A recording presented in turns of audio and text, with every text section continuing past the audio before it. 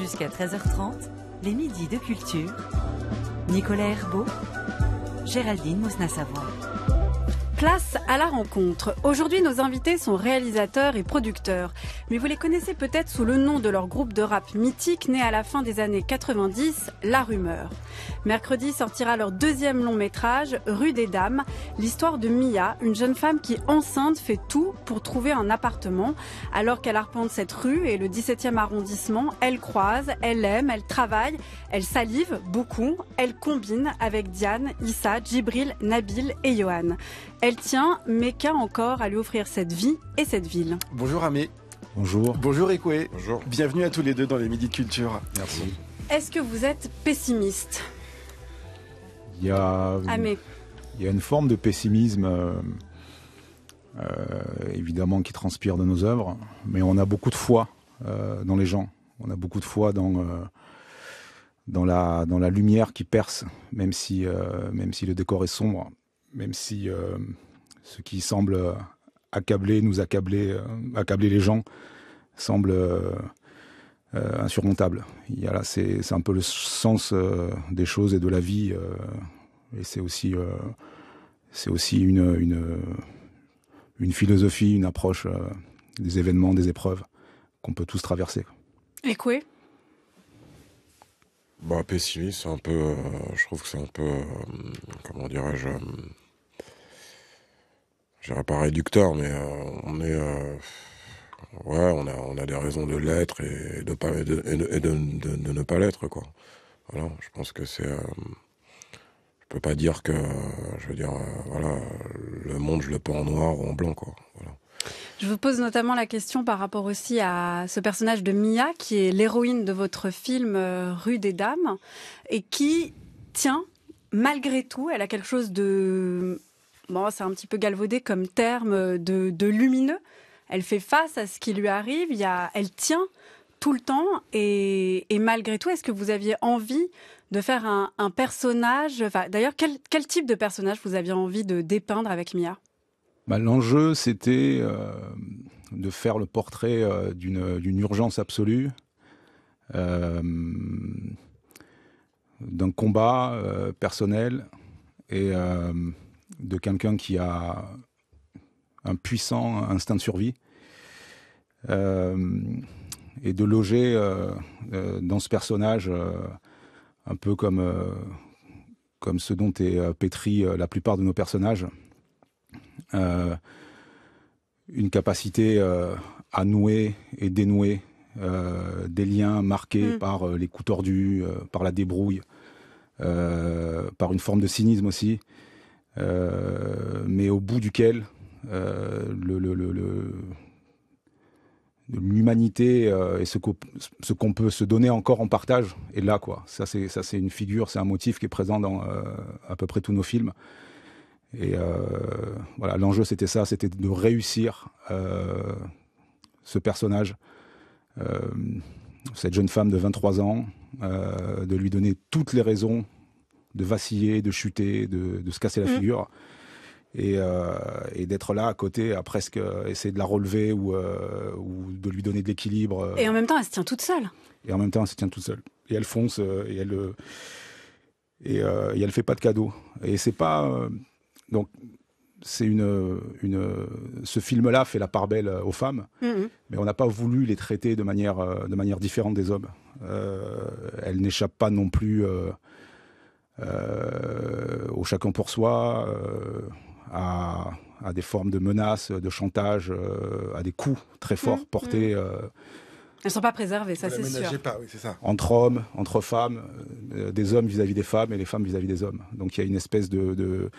En fait, c'est le lac s'assèche, les poissons sont nerveux, et cette petite humanité qu'on a créée, ces gens sans importance, comme disait Verneuil, pour nous, l'essentiel dans notre écriture et dans notre cinéma se situe là.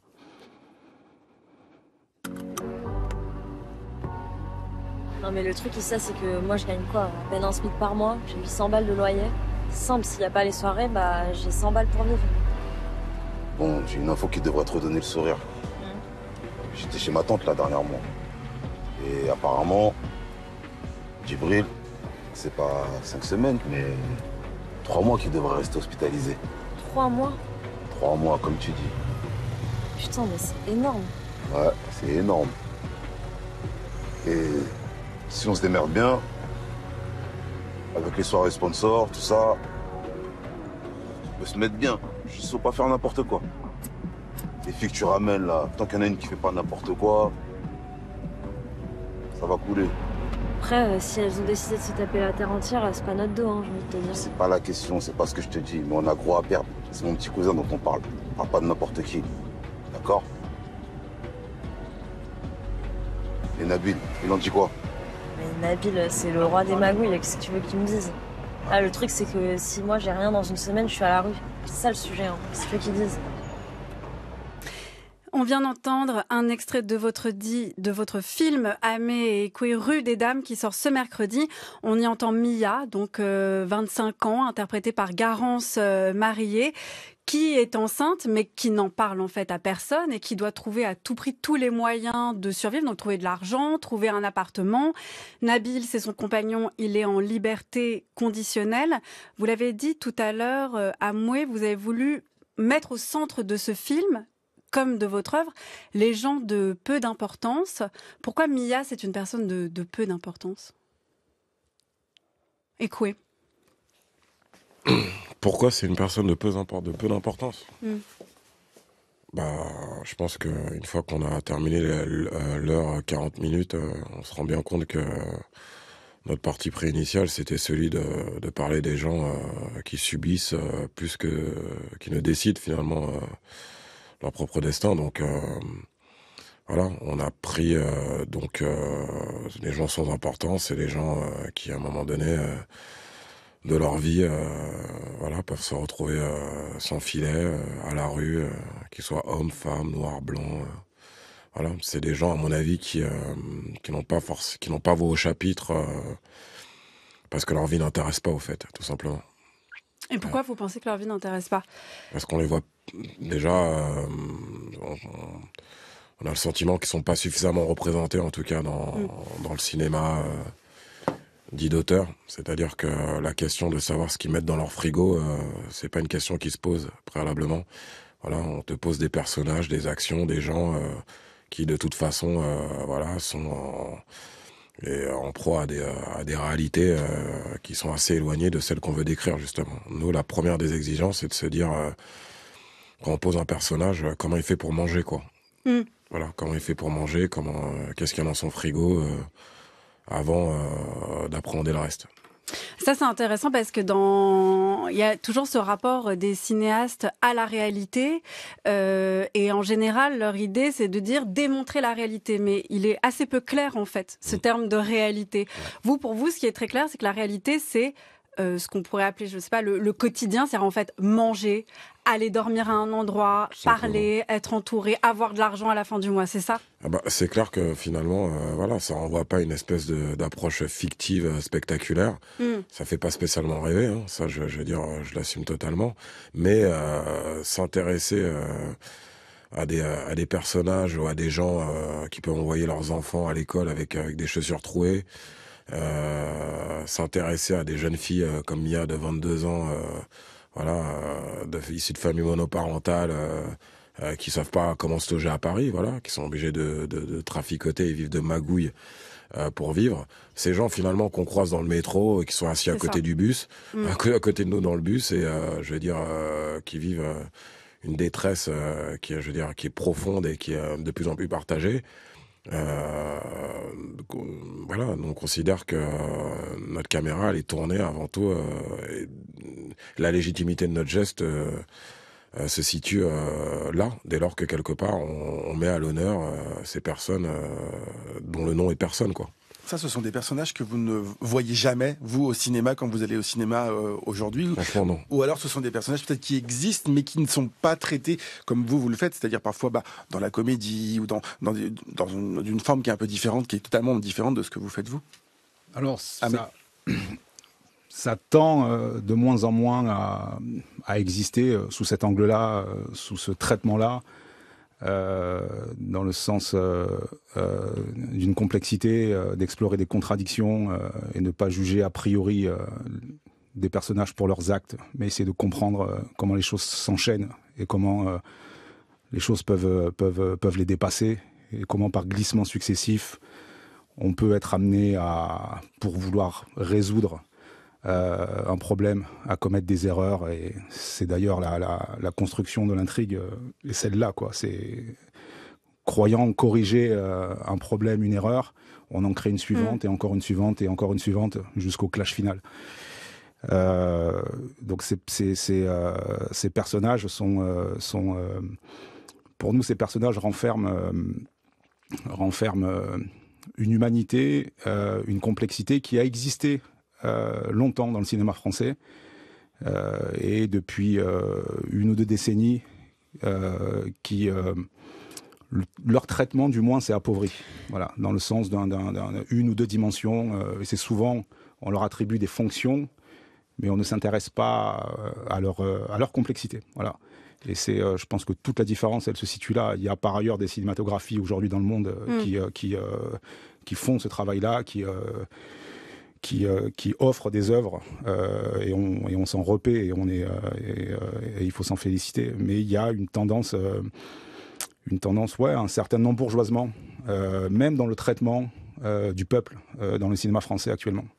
Donc par exemple, vous dites que ça va être un traitement qui va passer par exemple en réduisant des personnages à des fonctions. Donc par exemple, ça va être parce qu'il y a tout un cinéma d'auteur, ou alors plutôt on pourrait dire un cinéma à veine un peu sociale, enfin même carrément à veine sociale, qui va s'intéresser par exemple aux conditions de travail. Donc là, les personnages seraient ramenés à des fonctions, mais on a aussi des films où on pourrait dire qu'il y a des personnages qui sont ramenés en fait à des problème, c'est-à-dire telle situation, presque des films à thèse. Vous, on peut pas dire que ce soit un film à thèse que vous faites. Vous, c'est les personnages qui préexistent et qui dominent. En fait, c'est les gens d'abord. C'est les gens d'abord. C'est pas une thématique, c'est pas vouloir dénoncer tel ou tel la paupérisation ou la gentrification du 17e. C'est toujours par la singularité humaine la plus complexe ou la mieux travaillée, telle qu'on aime composer les personnages. C'est toujours à travers les gens et à travers ce que les comédiens ont à nous donner en termes de vie, en termes d'authenticité, en termes et travailler à des jaillissements comme ça et de justesse. Et d'ailleurs, la plupart des comédiens sont quasiment dans la vie ce qu'ils sont à l'écran. Il y a beaucoup de non-professionnels. On a comme ça une petite troupe. C'est des amis dont l'amitié remonte à des années et bien antérieure à l'idée même un jour de faire du cinéma et encore moins à l'idée de faire du cinéma avec eux, à les faire jouer. Donc vous avez mis le doigt dessus, hein, c'est exactement ça. On commence un film par des gens qui ont un problème, souvent qui vient de l'enfance, une espèce d'illégitimité, et qui ont des problèmes ou une multitude de problèmes à régler au quotidien, au jour le jour. Voilà. D'ailleurs, j'ai dit que Mia était l'héroïne, c'est le fil conducteur. Et vous avez parlé d'intrigue où on essaie de régler la situation et tout s'enchaîne, ça entraîne une erreur, etc. Mais on pourrait dire en fait que c'est plus un film à plusieurs personnages, parce que tous les personnages sont vraiment importants, qu'on les voit plus ou moins. Il y a Issa, il y a Nabil, il y a Diane, il y a aussi la mère de Mia, Nathalie, qui est un personnage extrêmement intéressant. Comment vous avez réussi à trouver l'équilibre pour donner la place à tous ces personnages-là? Je vois que vous levez les yeux au ciel, mais dans ce récit-là, c'est-à-dire que chacun en fait ait une part juste, qu'on ait à la fois une idée de leur complexité, mais qu'on les voit aussi, même un peu. Écouez. Disons que on est, comment dirais-je, ça part d'une réalité simple, c'est que il est évident qu'il y a pas mal il a admis en tout cas que dans notre cinéma, on prend des gens issus de notre environnement direct. Donc la première question qu'on se pose, c'est ne pas les utiliser comme des faire-valoir, déjà. C'est des gens pour qui le cinéma, je veux dire, une fois que le plateau est éteint et les lumières sont éteintes, ils retournent à leur vie voilà, de chauffeur-livreur, de Uber et autres. Donc c'est comment déjà on peut, comment dirais-je, leur créer un espace suffisant pour qu'ils puissent s'exprimer. Ça, c'est la première des exigences. Moi, quand je dis à des potes de venir dans les films, c'est ça. Et ensuite, les choses s'imbriquent assez naturellement. Voilà. Autour évidemment de Mia, qui est un peu comme vous le dites tout à l'heure, qui est le fil conducteur, qui est le poisson pilote, qui est mais il ne peut exister justement et avoir finalement la fonction qu'on veut lui donner dès lors que toute l'arborescence finalement, tout ce foisonnement de comédiens issus de notre environnement direct fonctionne. D'ailleurs, c'est ce qu'on disait à Garance. On disait, ce film-là, il nous représentera nous, dès lors que quelque part, tu arriveras à te fondre dans notre écosystème. Après, les questions techniques sur la façon dont, après, il y a quelque chose qui nous échappe, c'est-à-dire le scénario, ça devient même plus le sujet. Je veux dire, il y a une telle interaction qui se fait. Sur le tournage, c'est-à-dire que Exactement. presque l'idée de départ du scénario, ce que vous vouliez dire, les personnages, en fait, il est écrit, mais je veux dire, vous savez, nous on vient de la musique à la base. Nous, je veux dire, notre 80% de notre temps, on le passe sur scène. On est à Aurillac là, à 7 heures de train de Paris. C'est la nouvelle ligne. Vous avez pris la nouvelle ligne de nuit qui a réouvert ? Non, pas de nuit, de jour. De jour. Je veux dire, la semaine dernière, on a été à un concert sold out de 1300 personnes à la Cigale, et puis on a tourné et on rencontre les gens en fait. On voit ce que les gens ils nous disent. Voilà, c'est pas des gens qui sont dans le cinéma, c'est pas des gens qui interprètent, qui critiquent, qui commentent le cinéma. C'est juste des gens quelque part qui sont dans la vie. Il y a un certain nombre comme on a coutume de le dire, c'est vrai qu'on a beaucoup hérité de cette France issue des Gilets jaunes et dans nos concerts, on la voit, cette France qui est marquée, on va dire, et nous, à notre humble échelle, voilà, on essaye autant que possible, de rendre compte finalement de ces réalités-là. Alors ça plaît pas, voilà, il y a clairement, il y a des gens qui considèrent que c'est incompatible avec les attentes du marché dans le cinéma. Donc acte, Et puis ça crée aussi l'effet inverse, c'est-à-dire qu'il y a des gens aussi qui se disent putain ce film et cette façon quelque part de raconter les gens intervient comme une véritable bouffée d'oxygène, tant quelque part nos goûts, nos choix et notre approche du cinéma, elle est conditionnée toujours par la même façon de voir les choses, toujours par par une espèce d'approche extrêmement bourgeoise, élitiste, chiante et qui fait que Donc en fait, c'est notre point de vue. Voilà, vous vous dites qu'il y a deux types de réactions face à ce que vous faites, que ce soit dans les œuvres musicales que dans le cinéma, pareil pour les deux, du rejet ou une bouffée et une adhésion. C'est vrai que plus il y a quelque chose de radical dans Rue des Dames, voilà. Peut-être même plus que sur nos films précédents. Nous, La Rumeur, notre légitimité, on l'a gagnée artistiquement aujourd'hui, même si il y a encore, ça reste quand même au regard de notre histoire une approche quand même qui est plus que poil à gratter, d'où euphémisme. Mais ce que je veux dire par là, c'est que La Rumeur, ça a été de la censure, ça a été des combats on a été appréhendé pendant 9 ans pour les questions qui sont liées aux brutalités policières. On a été un des groupes les plus censurés de France, donc mais on a acquis, on va dire, une certaine légitimité à travers nos 27 ans de parcours. Le cinéma, c'est quand même assez récent. Et donc on sent bien qu'il y a un chemin à faire quelque part aussi pour qu'on arrive à ce niveau d'acceptation, si j'ose dire. Est-ce qu'il est facile, ce chemin, est-ce que c'est facile pour vous, concrètement, de faire un film aujourd'hui avec ce scénario-là, avec cette démarche-là et avec ce discours-là ? Bien évidemment que non. C'est pas facile. Faire un film tout court, c'est pas facile. Le mener jusqu'au bout, faire en sorte qu'il sorte en salle, faire en sorte qu'il soit présenté à la presse, aller le défendre. Non, je parle même pas des étapes au préalable, donc d'écriture, de recherche de financement. Mais c'est un peu le contrat artistique auquel on a souscrit il y a déjà 25 ans. Voilà, on savait et on tout serait dur.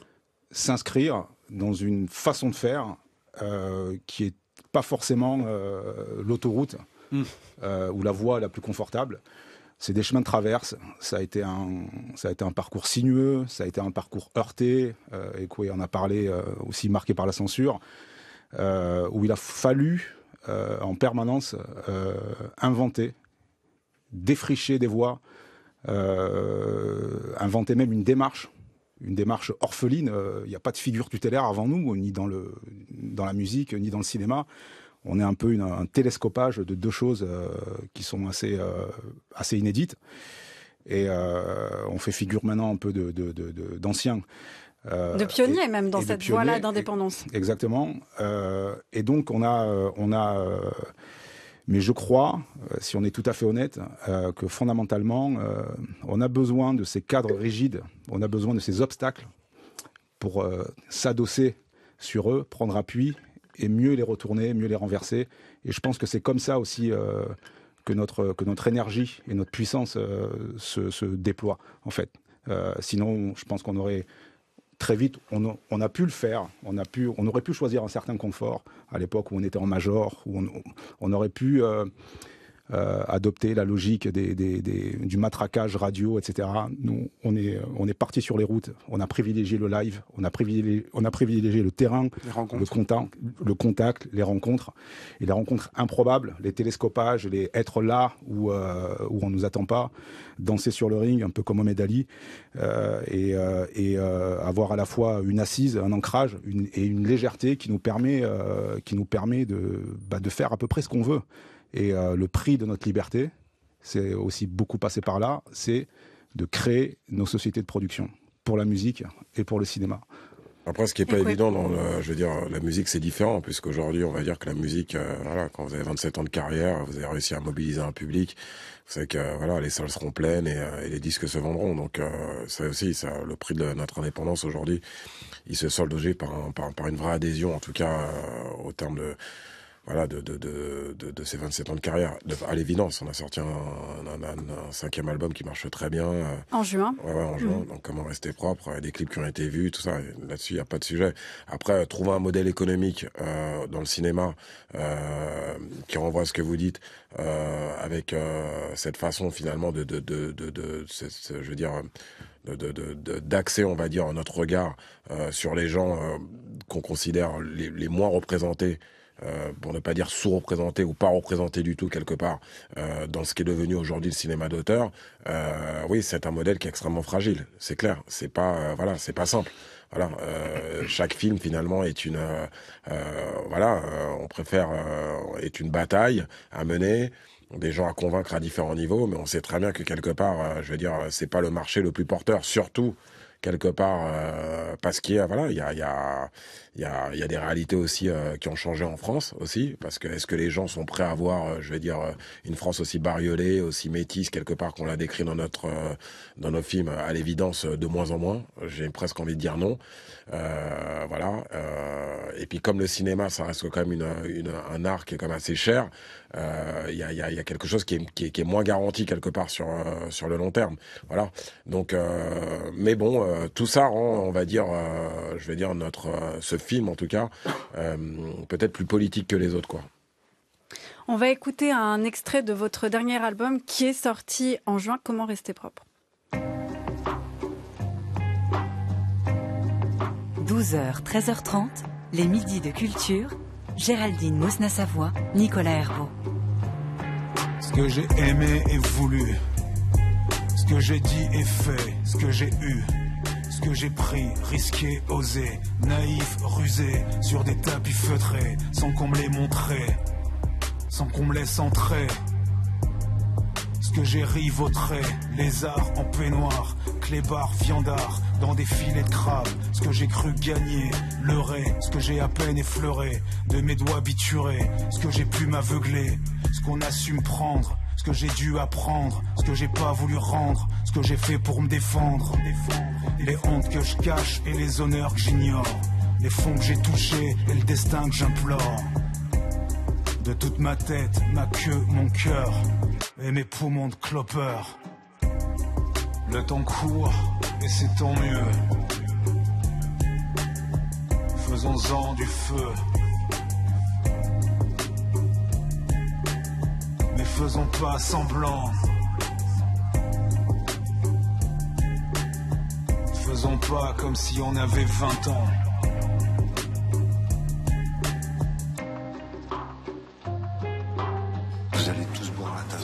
Comment rester propre, un extrait de votre dernier album La Rumeur qui est sorti en juin. Ne faisons pas comme si on avait 20 ans. Vous avez parlé à Meekwe du fait de l'importance de représenter des gens qu'on ne voit pas, des invisibles.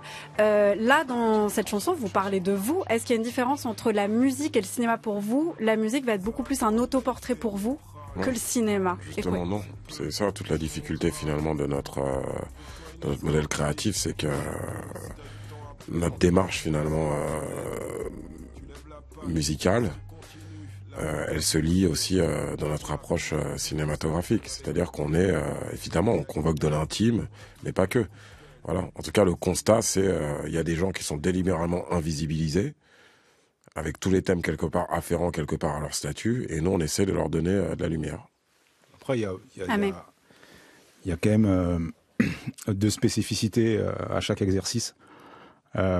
Du côté de la musique, c'est plus direct, on est sur le devant de la scène, on assume le jeu. C'est vous, quoi. C'est moins codé, moins métaphorique, c'est nous, on se met plus ou moins en danger, en risque, on s'auto-incarne. On a parfois recours aussi à une part de fiction. Tout ça, ce sont aussi des images du cinéma pour aveugles, comme on peut le dire parfois. Et le cinéma, c'est là où on disparaît, mais on est d'autant plus présent qu'on a disparu. C'est vrai ? On est présent partout, on est présent dans chaque dialogue, on est présent dans le rapport des personnages entre eux, dans le scénario, dans la façon de filmer. Donc c'est plus on est des thaumaturges, on est un peu. Je vois. Vous créez les. Oui. Alors que voilà. Mais il y a le geste ou la pulsion à l'origine du geste. Je pense que c'est la même. Ce serait intéressant d'ailleurs de regarder ça de plus près, de se pencher sur comment la musique nourrit le cinéma, notre cinéma, comment notre cinéma nourrit notre musique. Mais il y a des va-et-vient permanents, en tout cas. Et ce film, Rue des Dames, et donc notre album, Comment rester propre, c'est vraiment le même cru. Mais vous les avez fait en même temps ? Les deux, les textes de l'un, le scénario de l'autre, le tournage. On passait de l'un à l'autre, d'une semaine à l'autre. En gros, 2019, 2021, 2022, avec l'épisode du Covid, avec les salles fermées, les salles de cinéma fermées, avec des salles de concert fermées, avec un secteur culturel à l'arrêt, avec les deux mamelles de nos sociétés de production complètement en panne, avec des sociétés de production qui tanguent. On l'a senti passer, quoi. Et donc, au bout du bout, ces deux œuvres, l'album et Rue des Dames, on les a portées à peu près en même temps, à bout de bras. Et on les livre là dans un mouchoir de poche en l'espace de quelques jours, quelques semaines. Notre concert parisien a eu lieu le 2 décembre, le film sort le 13, l'album est sorti en juin, donc on accouche de jumeaux, on accouche de deux bébés la même année, quoi.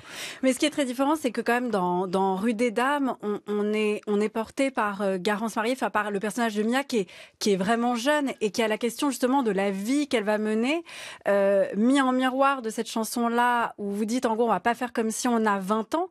Il y a la question de l'âge, on est à, j'allais dire d'un bout à l'autre de la vie, je dirais pas ça non plus, mais il y a eu du temps est passé, vous avez un autre regard. On est dans la tête de Mia dans Rue des Dames. Là, on est dans votre tête à vous, qui ne vous faites pas d'illusions sur le fait que vous n'allez pas jouer l'âge que vous n'avez pas.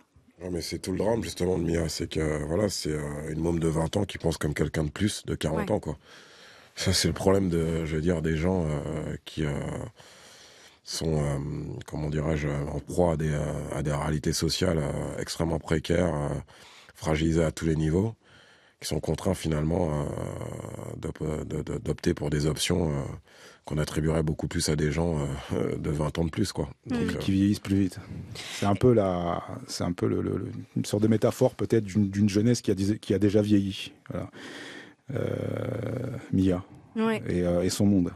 Et puis il y a les personnages, et j'aimerais bien qu'on en parle de Diane et de la mère de Mia, Nathalie. Les femmes, elles sont importantes dans ce film, vous l'avez dit. Vous vouliez pas non plus les mettre à part, c'est-à-dire les préserver, qu'elles prennent pas de coups, elles en prennent autant que les autres, voire plus en fait. Et elles en donnent aussi. Voilà, et elles en donnent, tout à fait. Je pense à la scène où Diane n'a pas peur de plaquer contre le mur une femme qui lui fait d'autres, qui la menace en fait, très clairement. C'est assez intéressant de voir que c'est la question de la maternité qui les retrouve, qui les rejoint toutes les trois, et que vous ne tombez jamais dans des discours ou dans des poncifs sur la maternité. C'est-à-dire que la maternité, là, c'est dur, c'est pas forcément désiré, c'est un engagement matériel, on en parle plutôt comme du plaisir de voir naître la vie, et là, c'est pas ça qui se joue, véritablement. Et tout simplement parce que je pense que on sait avant tout, plutôt que, je veux dire, d'avoir une approche catégorique, voilà, des hommes, des femmes, on essaye de décrire une situation où c'est des gens qui sont à l'agonie, qui font ce qu'ils peuvent. Voilà. Après, on peut avoir au regard du droit, au regard de la morale publique, un avis, une interprétation, mais nous, ce qui nous intéresse, c'est ce moment où on les voit essayer de surnager, alors qu'ils savent que fatalement, leur manque de moyens risque d'emporter un peu tout le monde. Et à partir de là, tu racontes une histoire, en fait. Vous comprenez ce que je veux dire ? Oui, j'ai parfaitement compris. Mais c'est le cœur, je crois, c'est le noyau, je pense, du film, et c'est ce qu'on a essayé de loger dans Mia. C'est son sentiment d'illégitimité à vivre, et l'espèce de revanche qu'elle croit prendre en tenant à cet enfant. Et le cynisme auquel elle ne renonce pas, et dont elle fait preuve, quand il s'agit, je ne veux pas trop spoiler le film, comme on dit aujourd'hui, quand elle est prête à monnayer ses services pour convaincre une autre femme, enceinte aussi, d'avorter contre de l'argent. Donc ça file un peu le tournis, mais ça instruit un peu de la réalité aussi. C'est des affaires aussi glauquissimes, on en a, et qui sont d'une banalité confondante, malheureusement.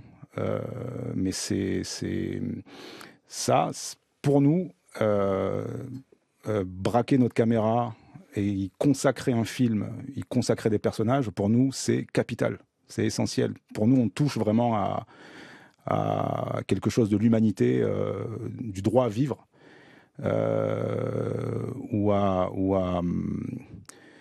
qui est qui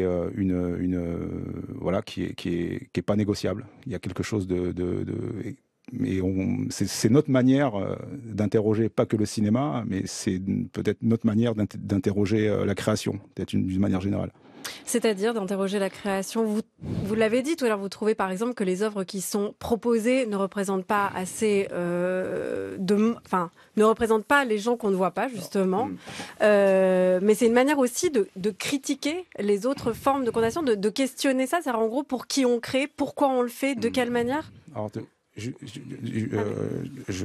d'un mot, moi, personnellement, j'ai besoin de ressentir ça chez un artiste, quel qu'il soit, pas qu'un cinéaste ou un chanteur, qu'il a mis sa peau et ses os sur la table, qu'il plaisante pas quelque part, qu'il joue sa peau. Voilà, c'est et si c'est sublimé par du talent, si c'est sublimé par la beauté et par un amour des autres, c'est encore mieux.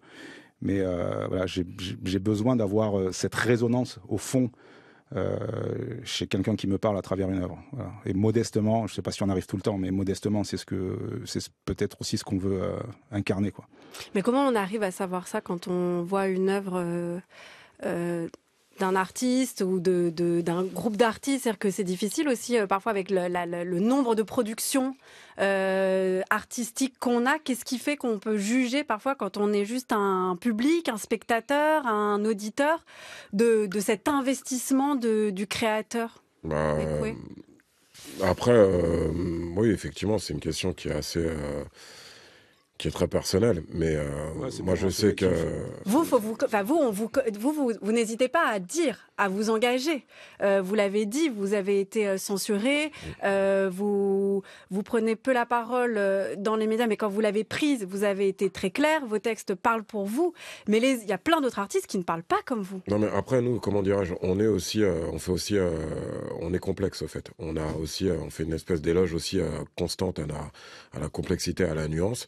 Voilà. Après, comment c'est perçu vis-à-vis du public et vis-à-vis des médias en général, ça nous appartient plus. Mais force est de constater que, on nous a plus rangé vers une catégorie, d'artistes dits engagés, sur des questions sociales et des questions politiques que l'inverse. Donc.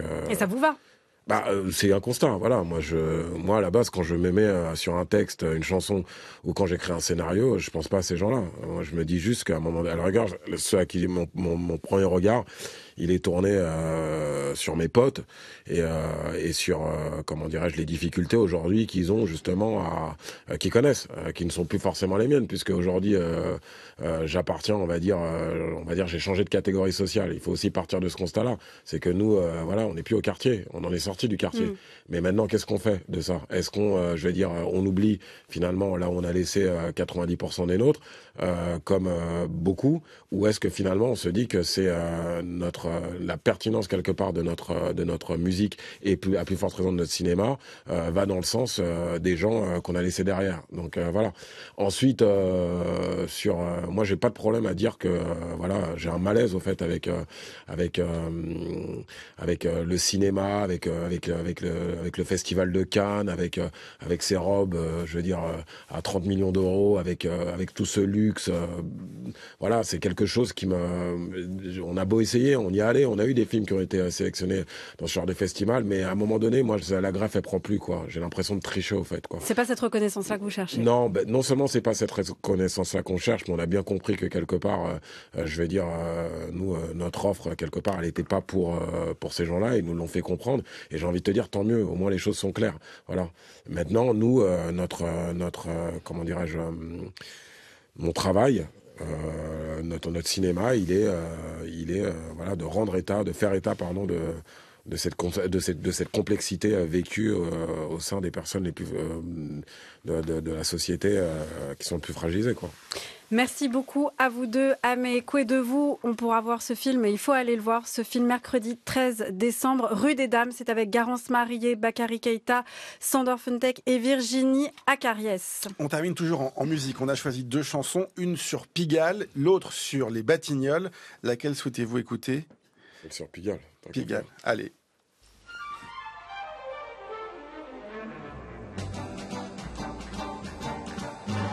Un petit jet d'eau d'une station de métro entourée de bistrots, Pigalle.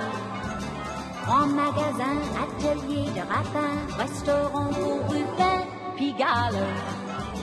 Là, c'est le chanteur des carrefours qui fredonne les succès du jour.